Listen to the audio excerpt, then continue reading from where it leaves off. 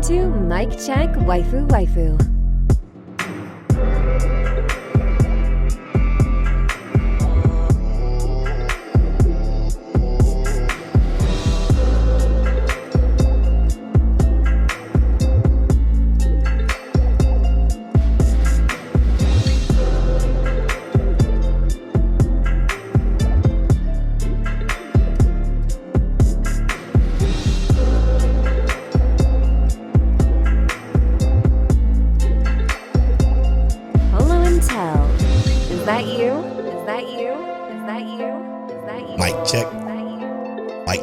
Waifu, Ma, tell them, is that you? And we got a top 5 for you. This is episode 337 of Mic Check Waifu Waifu. As always, it's brought to you by Patreon. Patreon.com/Mic Check Waifu Waifu is where you can get early access to the video version of this podcast, where you can get access to the Patreon exclusive podcast, the After Stories, where you can get access to the pre-show, which goes live 2 days before this episode goes live. Shout out to the Patreon producers. Explicitly, Kat the Pro from Chaotic Culture Podcast. Fear, Semi Sensei, Frozen, See Money Fingers, Dad Needs to Talk Podcast, Death Scythe, aka Christian the Archivist, All for One Matt, Rob, Stone, Matthew, H. And last, but certainly not least, TK Does Racing. Thank you so much for producing this and many other episodes of the podcast. We appreciate you. It means the world to us. The reason why I said racing is because I can't wait for Forza Horizon 6 to come out in Japan. It's around the corner. I'm breaking out the wheel. It's coming out in May. I'm looking forward to it. Anyway, Mic Check Waifu Waifu is the anime podcast that's brought to you every Tuesday at 9:30 a.m. Central Time. Make sure you subscribe to the YouTube channel, like the video, comment, if you will, help the algorithms. And if you are listening on any podcast services, rate us and review us. We will appreciate that too. Thank you so much for those that do. Now, as we start off every episode of Mic Check Waifu Waifu, this is a very special episode. But we get a little bit deeper in the season, like it's either right before the halfway point or right after the halfway point. We decide to give you the top 5 must-watch shows. We're going to give you that a little bit later in this episode, and as well as a conversation again on that JJK episode. So before we get into that, though, let's start off with, Tell, what is your episode of the week this week? My episode of the week was Oshinoko. Yeah, it was absolutely brilliant.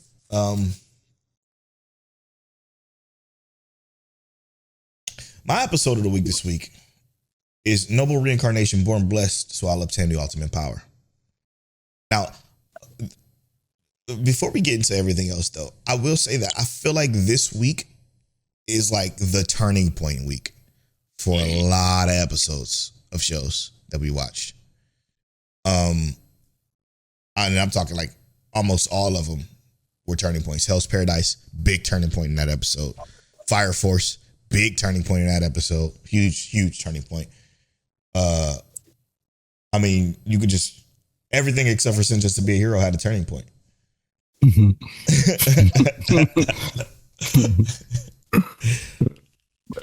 To bring up Sentenced to Be a Hero real quick, one of the producers, the latest producer of the Mic Check Waifu Waifu podcast is our guy.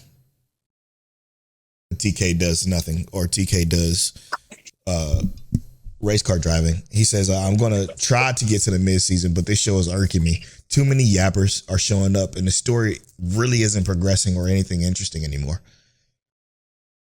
I mean, facts. They had to hit us with the Sentenced to Be a Hero again in this episode. I know. Oh my God. You are sentenced to be a hero. With some implications that are just so fucking weak and tired. I'm so tired of it too. Yeah, it's disappointing. It's more disappointing than anything because it's a beautiful show, but it's crazy because it like we've said before, it could have been such a crazy cool concept. Yep. If you didn't listen to last week's episode, go back and listen to that episode. Go to our Sentenced to Be a Hero conversation and just hear the formula of how we would write it and let us know what you would think. It would have been so much more better. So much more better. All right, Tel. No better is accurate. No better is definitely accurate. You know, I forgot to mention this when I was mentioning the turning points. Holy Grail, the Holy Grail of Eris, huge turning point in this season too. or this episode 2. I should have made that my episode of the week, to be honest, but I'm okay right where we are. It was great. It was great. Villainess is adored by the prince, dude. That was great. Another turning point. That was too. great. Yep. Huge, man. Come on, man. I actually, it's wild how much I enjoy that show. Yeah, it's crazy. It's a really good show. Yeah, big time. Shout out to Crystal. I got to get this out the way now and early in this episode. She watched the Invisible, my soon to be Invisible, the Invisible one, okay, that we talked about last week. She watched it. She loves it. And I'm so happy for that because I was worried because we were adding more to our list. More. I was going to say, ain't no way she didn't love that one. Yeah, of course. Yeah. Without a doubt. Of all of the ones. Now let's go to the JJK conversation. And specifically, shout out to our producer, Fear, who mentioned, and I'm going to read it when we get to that point, but who had a very good point on the conversation that's being held on JJK. I'm so glad that we're like off of Twitter. I'm very glad. Every once in a while, I like to post about our podcast on our podcast page. But for the most part, we're just off of Twitter. Because apparently, according to Kilo says, for the manga readers, how y'all feel about the 4-minute no camera cut rotoscope scene with Yuji and Hikari?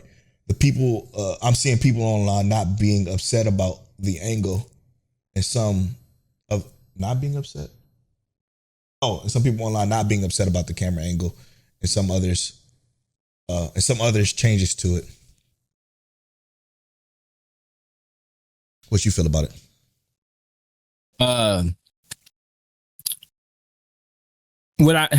It's hard to talk about it specifically. I'm gonna just say this, right? That moment was about the passion. And I'm gonna tell you that to me, that specific. Oh, are we talking about the conversation with Yuji and Hikari, right? Yuji and Hikari specifically at a rotoscope. To me, it felt intimate. It felt real. It felt like an actual conversation. It didn't feel like I was watching anime. Even like Yuji's little movements, because it felt like they didn't just leave him as a stagnant piece in the shot. Hikari also is not a stagnant piece in the shot. There was like, it almost felt, I'm not going to say it felt Uncanny Valley, but if an anime can get there, it was close to that. It was because it was rotoscope. It was real people acted out, and then they drew over it. But that's what I'm saying. It felt great. Yeah. In my personal opinion. It was like a 10 out of 10 shot. I don't know if Kilo meant people not being upset about it. I thought they were upset about it. I saw a lot of people upset about it myself on like other sites and stuff. So I don't know if you meant being upset about it, but I think Fear hit the nail right on the head. They said it feels like people are misunderstanding that this is an adaptation. Mappa and the directors are taking creative liberties to articulate these episodes and giving us cinematics that aren't typically seen in anime, maybe more specifically shonen.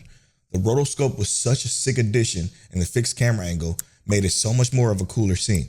I feel like some of the manga readers are lacking appreciation. We are seeing an advancement of shonen real time, just because scenes aren't one-to-one panels. It would be a different conversation if they were missing pieces of the adaptation, but they aren't. Shit, they're even adding to it. And he says, sorry for it being long-winded. And I'm like, nah, not at all. Because he's perfectly right about it. The people that are upset about this one is weird. And I think it's because, and if I remember correctly, and I could be wrong, I didn't go back in the manga and look it up, but I think on the cameras, spoilers for the JJK season, you're watching it, and I don't got to say it, whatever. But spoilers for it. But during that conversation that they're having, there are some close-ups of Itadori and Hikari, but they're also like screen panels. You can see the screen of people doing, or I think specifically Panda, if I remember correctly, beating up people, and you just see a bunch of shit happen on the cameras that, was it that it was like essentially guards getting taken out and not seeing it clearly is the moral of the story. But and just like Fear, I feel like it was one of the best scenes I've ever seen JJK have, period. Point blank, period. it was one of the best things I've seen in anime, probably since Frierin's dance scene. Like Frierin's dance scene or Frierin's fight between the demons or whatever. Like those scenes are, like you said, uncanny valley, with this one actually being humans acting it out. I think it's the coolest thing ever. And it is gonna revolutionize shonen anime for sure. Yeah. Especially since it was that one camera angle. That shit was perfect to me. Yeah. Like I said, to me, it felt intimate. It felt like I was there. Yeah. And by intimacy, I don't mean like sensual intimacy. I mean like it was like I was there in that conversation with them. Yeah. Mm-hmm. It felt, human, I guess is the only thing I could say. Yeah. Now I want more stuff like that. Like if it's more stuff like that, and it was 4 minutes long, perfectly fine. It could have been 10 and I would have been perfectly okay with it, because the conversation was going the way the conversation was going. How he snooped out that Itadori was sent by Jujutsu High. Like it was just all so fucking clean. Right. So clean. Now the kind of, that's true. he's definitely keen in on top of the game, but it's, like I said, it was the whole conversation with the passion that he was talking about. Yeah. It all led to that point to see if they were on the same page, and how quickly he was able to decipher that was. He's like, everybody know Gojo. You ain't gonna pretend like you don't know Gojo. What the fuck is wrong? Right. And then Yuji's motion, as soon as he said that, was like, oh wait, hold up. that was perfect. That felt so crazy. But I wanted to say, because I did assume that that Kilo meant that people did not like it, right? And this is a conversation I feel like we often have. And I wanted to bring this up, and it's about patience. I was listening to another podcast earlier this week, and they were talking about how like some people they don't have the patience. Like something big or good happens and they try and rush. And I feel like that's kind of what we got with JJK. Like it's a good show, and we know there's good things coming. We just got this crazy Maki scene, and then they go to this, and it's like, just have some patience. We're going to get back to it. And what that made me think about is like, we started this podcast, first episode dropped June 23rd, 2019, right? Yeah. Damn. Jeez. And it's like, you gotta have some patience, bro.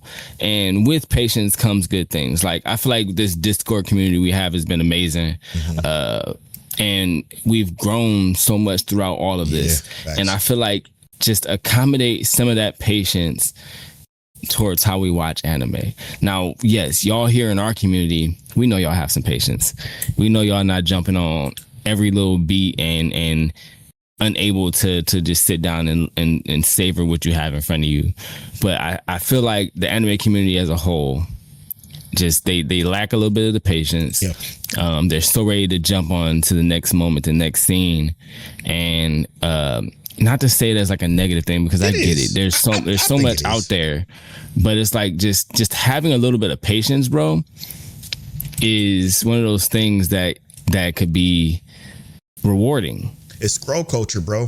We talked about this all the time, but the scroll culture ruins people's patience. I think it was a statistic that said if your YouTube video isn't hooking people in the first 3 seconds, not minutes, seconds, you're not going to have a successful YouTube channel. Luckily, we are podcast first, so we're not really predicated on YouTube. But it's crazy to think that 3 seconds is all it takes to somebody to get out of there, and that's that bar or that line is so crazy to me, because again, it goes back to what you said with everything we got with Maki, and then going into this episode is a completely different flow. But that flow, to me, I think was a perfect juxtaposition as to what JJK has been and why it's so much more highly touted. Now, there again, we talked about the biggest flaw about JJK. The biggest flaw about JJK is the fucking characters art. So some of them are just so not memorable. Like some of these people they're talking about, I don't forgot. We done, you know what I'm saying? Like a lot of these main characters, sometimes I just, whatever. Like it's not that big of a deal to me. But when it's going and it's nice. You know what I'm saying? Like that part I cannot take away from JJK at all. It's like the story, the plot It's very reactive, but it's very not. And speaking of reactive, Gege, the person who created JJK, biggest influence for JJK was Bleach. You could definitely see it. So I don't know, man. The back and forth between the community and anime, because JJK is so mainstream, you're going to get that large crowd of people who are going to hate stuff like a 4-minute rotoscope scene because it's not showing the panels of the fucking cameras and people getting taken out silently or whatever. You know what I'm saying? Whatever the situation is.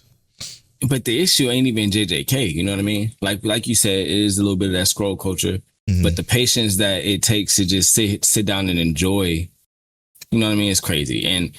And I'll say the only people I can think of who might have patience is One Piece fans. True. Because y'all been watching the same scene of Luffy running for 15 episodes now. 20. I will never forget. It was 23 episodes of him running. So yeah, I know y'all got patience, but it's the rest of y'all. I don't even consider the rest that. I'm gonna be honest with you, too, and hear me out when I say this. I don't consider them having patience. I just think they're Don't say nothing crazy. I was about to. They're special people, because no matter what One Piece do, it's gonna be fucking gobbled up. I was gonna say something very inappropriate. Gobbled up, huh? But the next lowest inappropriate thing was me saying gobbled up. So while I am a One Piece fan myself, I'm not gonna worship it like it's God, like most of them fans do. I do like One Piece, and I do want to get back to it. I'm just reminded that I'm so fucking far behind, even though I'm 730 something episodes in. Anyway. Right. You're going to always be behind at that point. You got about 1,000 more episodes to catch up on. So crazy. Maybe I'll have a chance now that it's on break, quote unquote. Anyway. Shall we get to the main topic of the show? Let's go. Okay. We each are going to give you 5 episodes or 5 shows that we think are must watches this season. Starting from 5 being and you don't have to watch it, but you should. Maybe add it to your list. Till number 1, you gotta watch this show. No matter what you're doing this season, turn it on. Now, the rules of this is we're only gonna add new shows. Obviously, JJK, Hell's Paradise Season 2, Chain Soldier Season 2. I'm gonna shout that from the rooftops, and I don't give a fuck who can't hear me. I'm gonna continue to shout it. Free Run Season 2. Strange Fake. Strange Fake. Anything that's multiple season. Fake Strange Fake is a new thing on its own, so I can't. That's separate. But Oshinoko, stuff like that, that's a multiple season series. We're not going to add to this list because we assume that if you watch season 1 of whatever those are, you're going to watch season 2s or season 3s or season 4s or whatever. So, with that being said, starting off with number 5, what is the 5th show you feel like is a show that must be watched? I guess that makes sense. I'm struggling because got him. That's got to be like number 1 or 2. That's got to be like number 1 or 2. Oh, you got it like that. It's like that for you. I feel like I have my number. Yeah, go ahead. I'm going to go with Wash It All Away. Okay. And I say that because while I believe that the show already shows very good elements, I'm not sure on what is left to come, if that makes sense. Like I'm not sure on what's next, but I do think it's one of those shows that I turn on and it's like peaceful. I'm really enjoying what I'm watching. It's hard to say that I'm not just like, there's something enthralling about it. It's the character, it's how peaceful and like how easygoing it is. It's the look of it, the feel of it, the sound of it. It covers so many different aspects of the show. There's the story hook isn't quite there yet. But everything else, the ambient, it gives me like I said, and it's because of the little beats they drop. that like her memory and things like that. I don't want to give too much away if you haven't watched it, but it's those little beats they drop and the other characters that are supplementing to how she is or how she interacts with the world that makes me really just say like, dang, I can't turn this one off. Like I'm thoroughly excited to watch this one all the time. Interesting. I was not expecting to watch it all the way to be on this list at all. But for me, I'm going to say for the complete uniqueness of this show, art style, sound design, best intro of the season, bar none. No intro is coming close to this intro for me, and it's very simple, very simplistic, but beautiful musically and visually. Is Shiboyugi playing death games to put food on the table is my number 5. You guys have to watch this fucking show. I know I said this is the 5th. It's like, yeah, you don't have to watch it, but you should watch it. No, add this one to your list. Playing death games to put food on the table is very interesting, very conceptually different and unique. And it's the twists and turns are fucking insane. You don't know where it's going to go next. You cannot predict what's going to happen next. And Shiboyugi. So I think this one is a must watch for anybody who likes anime, period. Especially with that 47-minute that episode 1 alone will get you hooked. And it's gorgeous, like I said. Number 4, Tell. I got my 5 already done. I hate you. And it's mostly because while you were talking, I'm like, I got it. My number 4.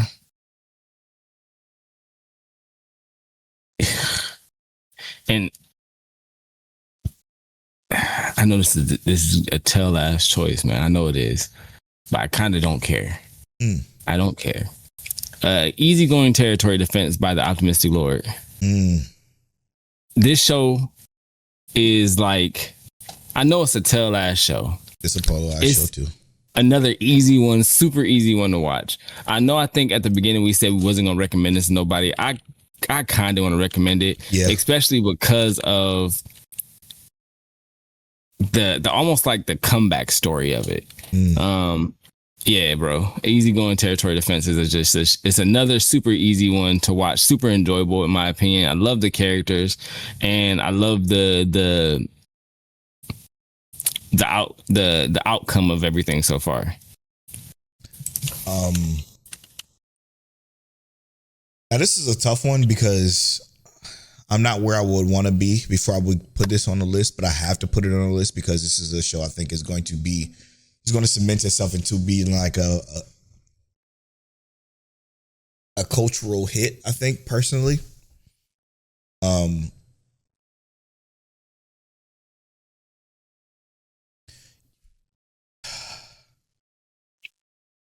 Yeah, it's really hard to do this.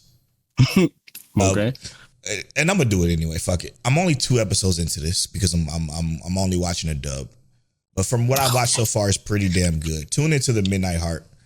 I think it's a very good show. It's more in the realms of it's a rom-com, but it's more in the realms of Masamune Kun's type of rom-com. So it's not like the rom-com that you get from You Can't Be in a Romance with Your Childhood Friends, not that kind of romance, but more so quintessential quintuplets, Masamune Kun's Revenge kind of rom-com that I think is very interesting and intriguing. Now, at the beginning, you might not like the main character, but then he quickly grows on you as you start to understand the show a lot more.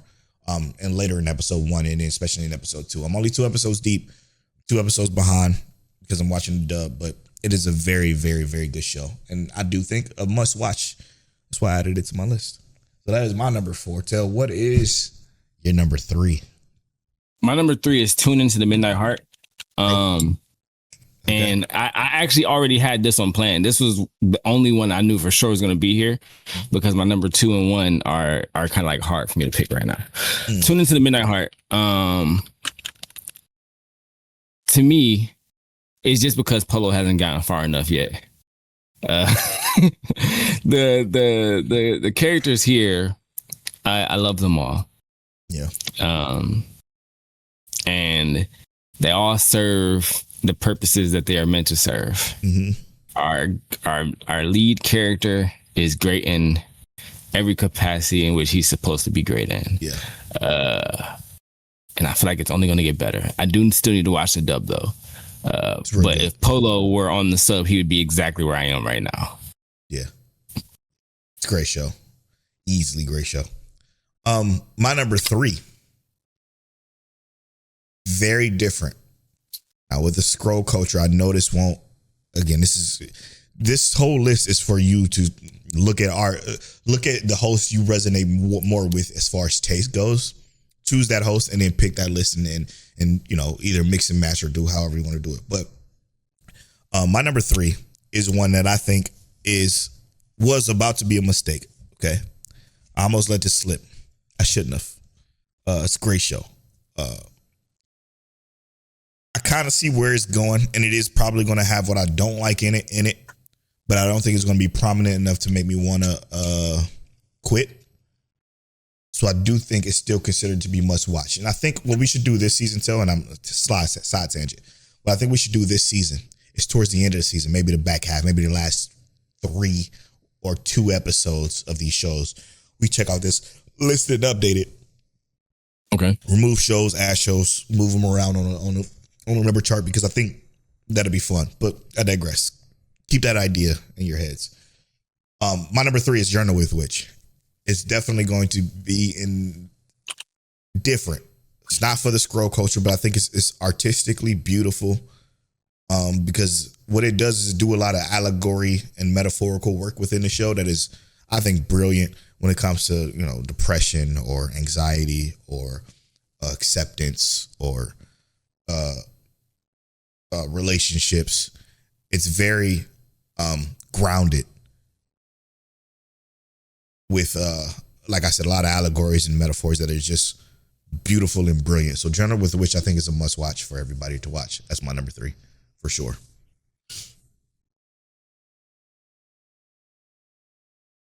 Number 2 for Tell. My number 2, and I know this is gonna come as a shock. I ain't gonna lie to you. I already know. After everything Polow just said, my number 2 is You and I Are Polar Opposites. Mm-hmm. I love this show. I love these characters. I love their setting. I love their energy. I love their interactions. I love their chemistry. I love their dyschemistry. I love the questions that they have for each other and the balance that they provide. I say all that to say that the culture that's created amongst these characters it feels amazing. And it oddly enough, for how goofy the show is, when I say this, think about like how goofy the show is, it feels the most like realistic chemistry that these kind of characters can have. Yeah. It feels authentic, organic, and it's crazy for how goofy it is, how colorful it is, how it pops in terms of the look and everything like that. But the relationship is organic. It's real. It feels that way. Mm-hmm. It's easily one of my favorite shows, slice of life that I feel like we've picked up in a while. Yeah. It's probably going to be one I'm going to be hard pressed to forget. Like I won't be able to forget this one. Yeah. Yeah. My number 2, very easy. In the Clear, Moonlit, Dusk. This one's very easily number 2. Must watch show. And there's only one reason it's not number 1, and I'm going to tell you that when I get to number 1. But In the Clear and the Moonlit Dust it's a beautiful show. Great 2 main protagonists, and I'm loving the conflict. But what I'm loving the most, besides the conflict, and because it's atypical, be usual romance, but the conflict, the thing that I'm loving the most about this conflict is the pacing of it. We're 4 episodes in, and we're reaching a valid turning point within this episode that I feel is very strong within the show, that is making it a higher quality slice of life. Now, it could completely go backwards, because a lot of the times these tend to go backwards via a situation like somebody says something, or somebody overhears something, or somebody shouldn't have said something, or et cetera, and it goes backwards, and then we have to start all over again. Like that happens in these kind of shows all the time too, and this is probably where I am. I'm expecting that to happen, but I hope not. But this show is beautiful. It's gorgeous. I love it. I wish they would showcase her feminine side a little bit more. Yeah, I think that's coming. Yeah, that's all I want. That's it. Tell, what is your number one anime or your number one must watch? You gotta watch this no matter what. For all the same reasons that Polow said, Journal with Witch. It is the show that I have grown the most attached to already. It's there are a lot of shows that will showcase a bit of sorrow and like this emotional attachment to like what's sad and whatnot, right? But I feel like the leniency to like say you just gotta find your way through it that this show tells you without trying to necessarily hold your hand through it, but just saying find your way, you know what I mean? Is such a cool kind of take on this, because some people just need to be told like you are allowed to find your own way. You don't have to be told every detail or whatever, but then they do it in this, they have these moments where it's very intentionally visually desolate. And then they add more into the foreground, the background, and build up on that within the imagery while compounding the sound on top of that.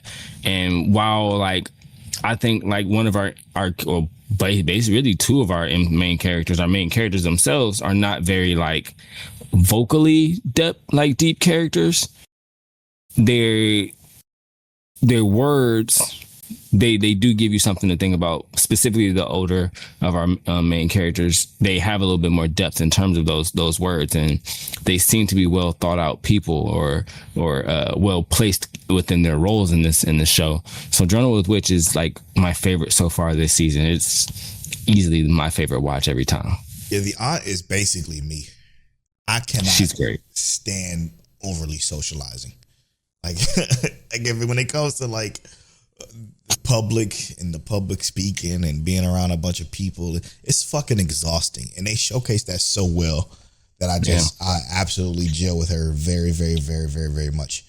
But it's not even just that, bro. It's without trying to give away, it's all of it. You know what I mean? Yeah, it's how real she is about how she feel about stuff. Mm-hmm. Like that's it. That's all you need sometimes. Yeah. Just somebody to tell you exactly what it is. Exactly right. And if you haven't guessed it, my number one is You and I Are the Polar Opposites. And for every reason Tell said, You and I Are the Polar Opposites is one of the best slice of lives I think I've watched in a very long time. And it's mostly because, again, pacing is perfect. Characters are brilliant. Comedic beats is amazing. And if you want to talk about top 5 dub of all time, this is it. This is definitely it for me. Top 5 dub of all time because of the fun that the voice actors have and the natural, the ability to feel natural. It's not natural because even the way Japanese people speak in anime isn't natural. But these characters dubbed feels the most or the closest natural conversationalists that I've heard in anime, period, in dubbed anime, period.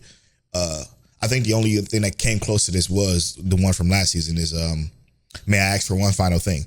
It's just a natural flow and being able to just talk and then, emphasize the voice like anime does, but overemphasize and overact it out. But it feels right. It feels right. It's hard to explain because what's so hard to explain about voice acting in anime is because Japanese people even talk about how nobody talks like that in Japan. Like all the anime that you watch that's Japanese subbed, nobody talks like this. So it's not natural for them either. It's a cartoon essentially. Same way like caricatures, like they act in cartoons. Caricatures, of these people, right? Same with this. They finally got the caricature right to where it feels still natural, like you could say this is a American cartoon ended to be the same. Like it just feels that natural because you got the characters in their over animated ways and it just feels right. Even when I went to the sub, they're basically the same people. It's so funny to me. But I do love these characters the most. And I love where it's going. I wonder if it's gonna.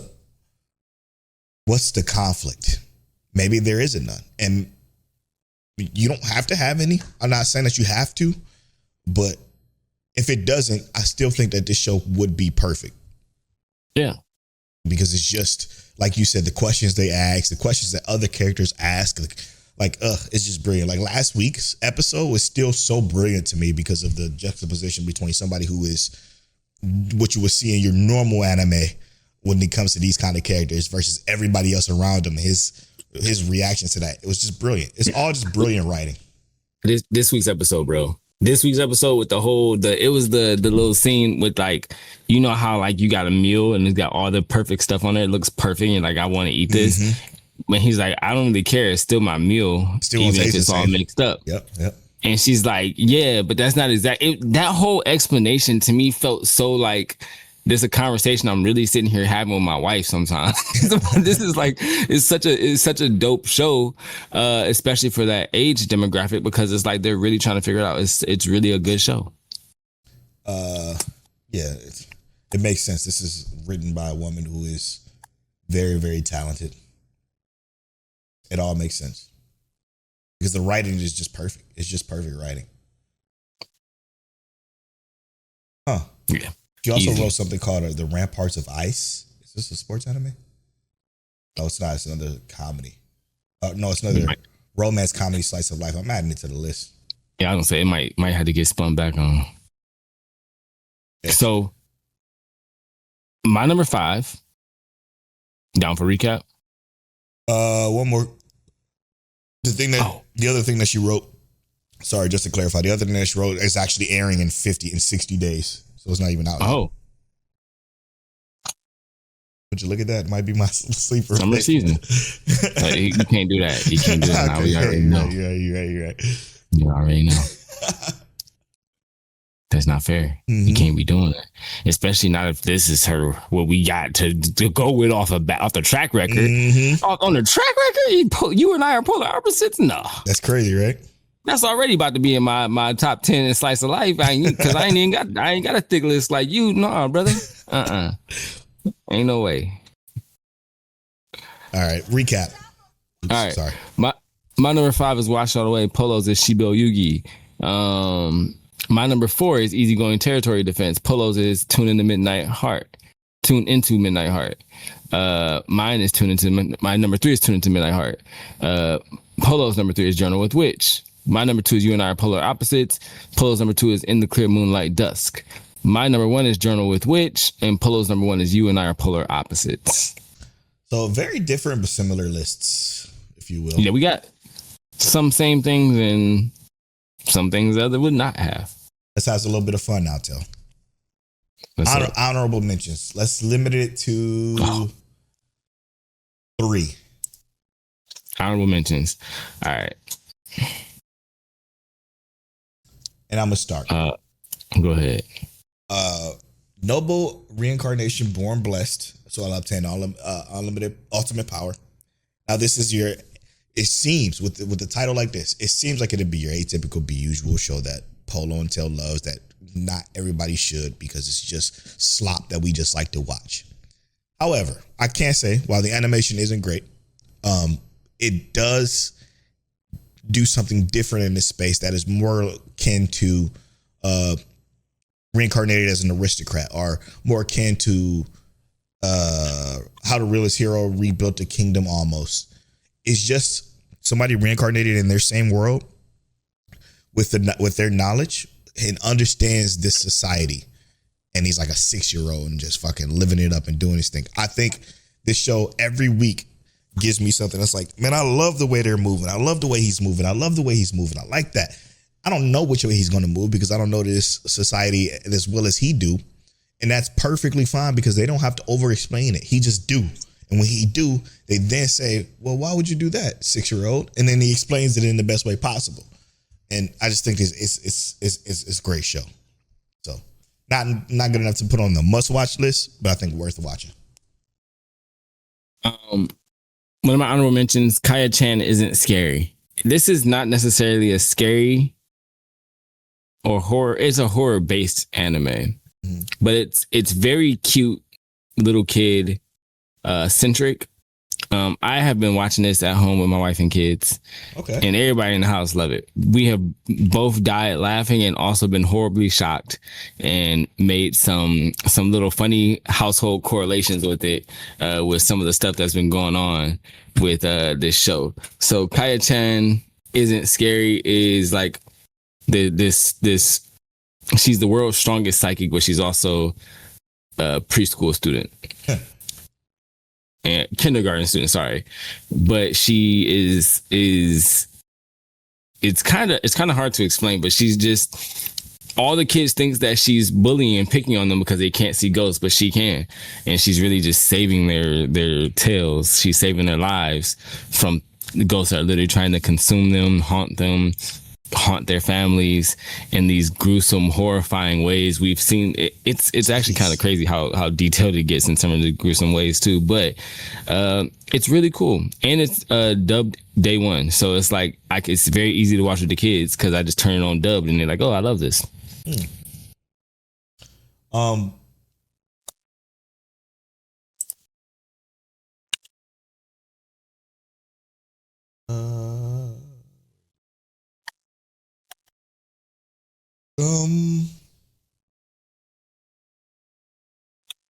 I'm looking for mine right now.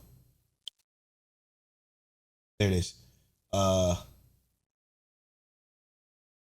Yeah, the Villainess is adored by the prince of the neighboring kingdom. This one is easy. It's a shoujo about of an otame game, and I don't know.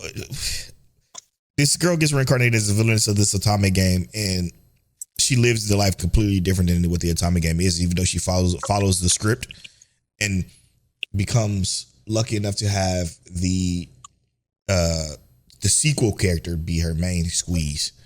And that's all I'm gonna say to that. But it's brilliant. I think it's brilliant. I think it's very pretty. I think the art design is unique and gorgeous, and I'm looking forward to where the story goes from there, because I was worried at the end of this most recent episode. I'm like, so where do they go now? And then they basically tell us where they go now, and it's like, oh shit, I can't wait to see more of it. So it's a very intriguing show, very interesting, and I think it's worth watching. My next honorable mention is Hell Mode, the hardcore gamer dominates another world with garbage balancing. Yes. What? Yes, glad you added this one. Yeah, man. It's just it's kind of, I'm not gonna say it's fun nonsense, but it's kind of fun nonsense, man. Mm-hmm. It's just like you want to stat padding. Yeah. You want to see where it goes. You Yeah. want to see where it goes, and it's intriguing enough to know that we're interested in it, because he does have it hard, but I like the family dynamic of it. The family dynamic of it is fun. Yeah. And it's an interesting concept for this kind of show. And then last but not least, for my final one, and then Tel has one more, I believe. Yeah. My final one is the Holy Grail of Eris. The mystery behind this one, the intrigue, the politicalness around it all. Again, another one of those shows that don't need to overindulge in information for you to enjoy it. You learn it as your main character learns, and it's fucking great. It's a good time, especially with what just happened recently. I can't wait to see where this goes from here, because holy shit, it's intriguing. I was talking to one of our producers, R1 Matt, who was talking about this most recent episode, and he said it's crazy how many people hate Scarlet. I'm like, it's not necessarily that they hate Scarlet. I think they're just afraid of her because of what she can do, or what she would have done if she would have became top boss, top brass. And that's all I'm gonna say, because I don't want to spoil it. But great show. Great dynamic too. Character dynamics.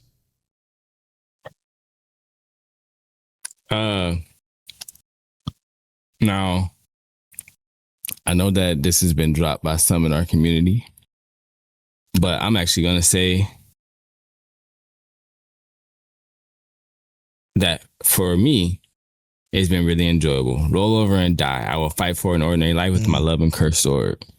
Actually been way better than I expected. Has gone in a direction that, like, I feel like it's very, what is it? It's very typical. It is very typical, yes. But the implementation of how things happen per se, she has a hero's ability where it reverses any effect, but it reverses positive effects as well. So any negative effect that she gets is reversed. Any positive effect she gets is reversed. So I do think that the concept is really cool. First episode was not good. And I think that's where a lot of people lose it at. Every episode after that, it does grow. It becomes better. There's better relationships, better storytelling. So this is one that I'm going to say I personally like. And I think is, if you're going to watch action anime anyway, is one that's worth turning on. Dope, man. Dope. Good stuff. Good stuff. All right, Tel. Let's get to know Mic Check Waifu, shall we? Let's go. Am I rolling random number generator or I'm asking a question? Let's see. I got the list pulled up if you want to roll the number. All right.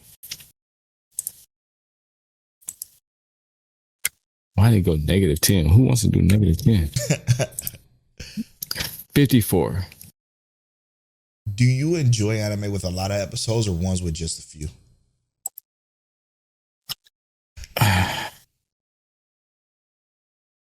That's a loaded question. You want to go first or want me to go first? I can go first. I enjoy shows with a lot of episodes that how can I say this? That are completed. And now hear me out when I say this. Hear me out when I say this. I'm thinking, when I think of this, I think of the way that Apothecary Diaries is laid out. Apothecary Diaries, while they have seasons, if you binge it and you're binging, I think it's like 40 something episodes, because that's how they 50 something episodes, and that's how they lay it out on Crunchyroll. You see all 54 episodes or whatever the total is. That's a lot of episodes, and you're watching all of those Apothecary Diaries episodes. Totally worth. I like that because I'm invested in this world. I'm inside of it. I'm engrossed. It gave me time to fall in love with characters, and then usually shows with that many episodes has a deeper world. Another one is Overlord. Overlord does the same thing too, even though it has 3 or 4 seasons, but it has all those episodes kind of tied in one when you binge it. So perfect. So I guess you could say I like it with a lot of episodes. The shorter shows, they're like a snack. I'm okay with them, but I prefer longer. A lot of episodes. And I second that. Mostly for the fact of I think of what Polow said, Overlord. I think of for instance, it's not necessarily a ton of episodes, but Oshinoko, Apothecary Diaries, Reincarnated as a Slime, Noragami. A lot of these shows I really like. The issue I have with shows like Noragami is the fact that I have no idea when it's going to be completed, but at least I know Reincarnated as a Slime still has more to come, and it seems like it's popular enough to keep going. Yeah. Overlord. I don't like shows for instance, and I don't care if people get mad when I say this, Hunter x Hunter. Yeah. It's a lot of episodes though. It's a ton of episodes. It's cool for what it is, but it ain't gonna never get finished. So it's I don't like those forms of long running shows. Yeah. Shoot, I'd have to say I'm picking One Piece over Hunter x Hunter but yes, I enjoy anime with a lot of episodes.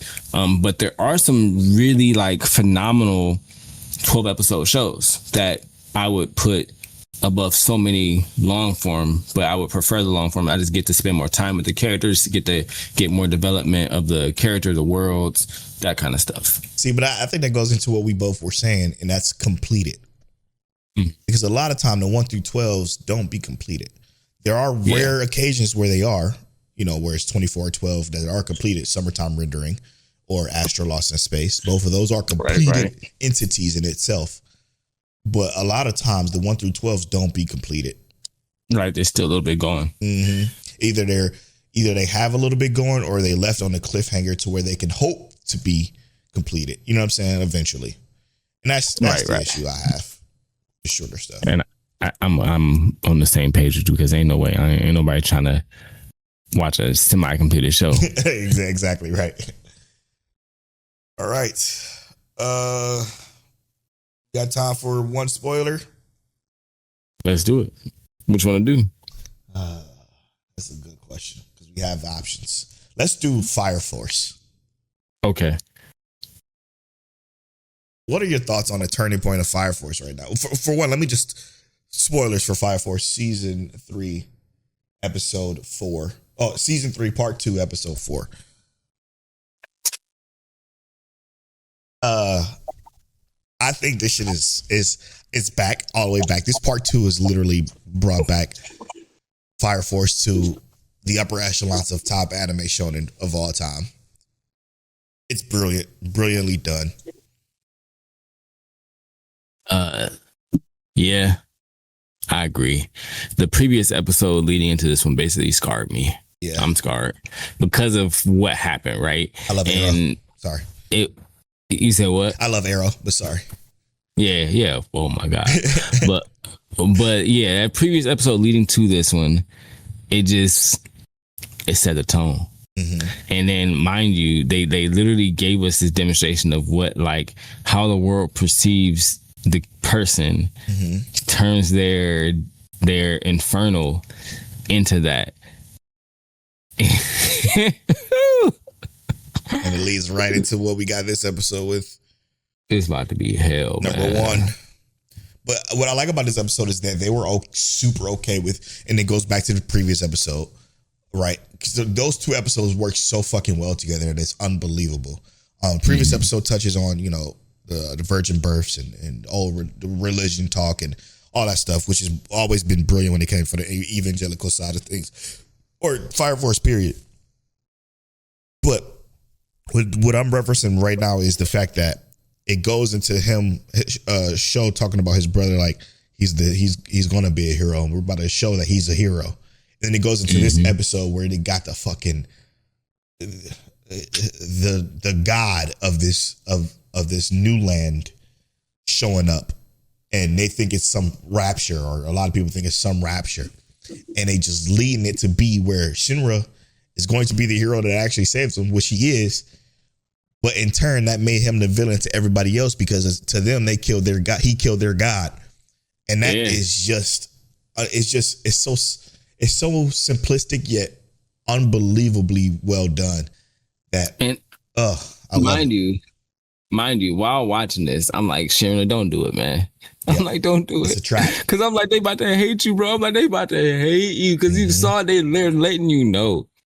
He's like, and dude fades away. He's like, and with that, there we go. That's all we need. And he didn't even say. He just said the final thing will happen. Goes away. Shinra's like, I'm going to be the hero, and I'm just like so hyped. But I'm like, God, you see the people's reaction. They're worshiping him clearly. Mm-hmm. They're excited to see him here, even though you know what this is.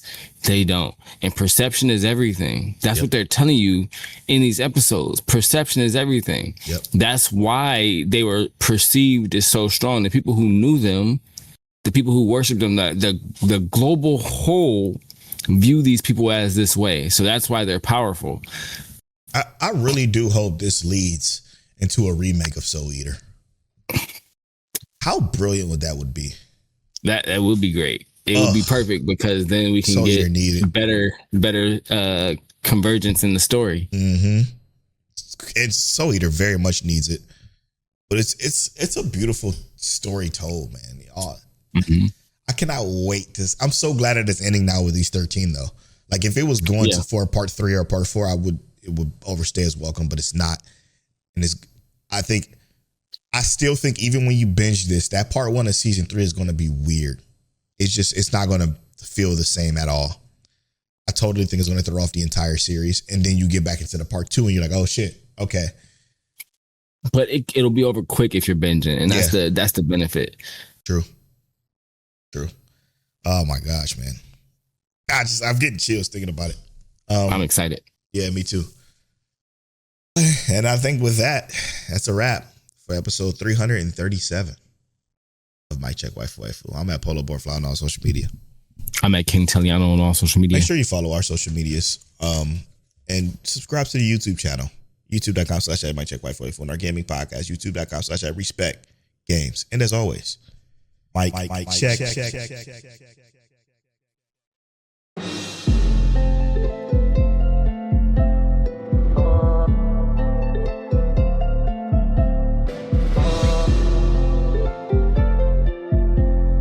You're now tuned into Mike Check Waifu Waifu.